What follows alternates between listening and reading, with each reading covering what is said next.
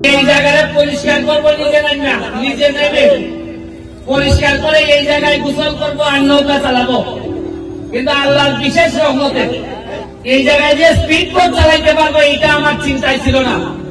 আমি মহান রাব্বুল আলামিনের কাছে শুকরিয়া জানাই যে যারা যে বলতেন যে আমাদেরকে দিয়ে কিছু হবে না, তারা দেখে যান স্পিড বোটের কত গতি, এই গতিতেই সোনারঘাট বহু দূর আগে।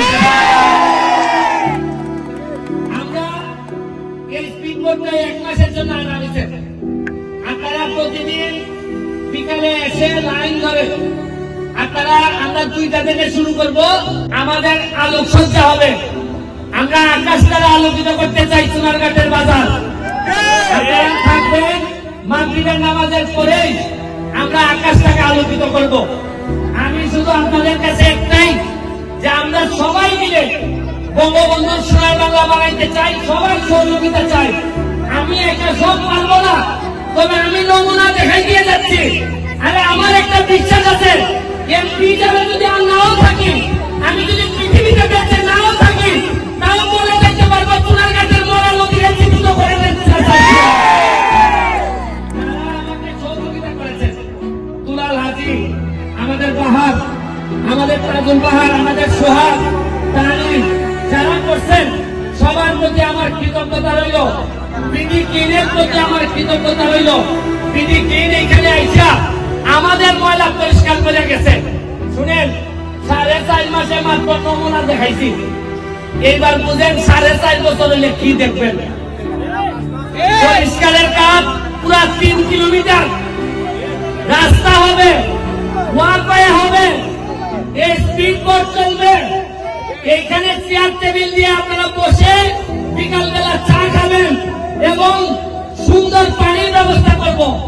আপনারা যে এই বাড়িগুলো আছেন, আপনাদেরকে বলি, আপনারা ময়লার পানি আল্লাহর রাস্তে পৌরসভার সাথে আলাপ করে আপনারা যার যে ময়লা পানিটা যদি নিজেদের মধ্যে রাখেন, যেভাবে আমার বাসায় আমি রাখি। আমি তো আমার বাসার ময়লা নদীতে ফেলি না। আপনাদের সাথে আমি, আপনারা আমার লোক, আপনারা আল্লাহর রাস্তে ময়লা ফেলেন না, কারণ ময়লা ফেললে আপনাদের সাথে যুদ্ধ করে আমরা পারবো না। কিন্তু আমি আল্লাহর রাস্তে আপনাদের কাছে চাই, বৃহত্তর স্বার্থে, সোনারঘাটের স্বার্থে আর ময়লা ফেলেন না। ময়লা পরিষ্কার করতে 40 বছর লাগছে, আপনাদের সহযোগিতা আমি চাই। আমি সরকারের কাছে হ্যান্ডওভার করার আগে আপনাদের সহযোগিতা চাই। সরকারের কাছে হ্যান্ডওভার হইলে আপনাদের জন্য এটা সুবিধাজনক হবে না। আমি কালকে ওই মাথা থেকে এই মাথা পর্যন্ত 3 কিলোমিটার জায়গা আমি দেখে আসছি।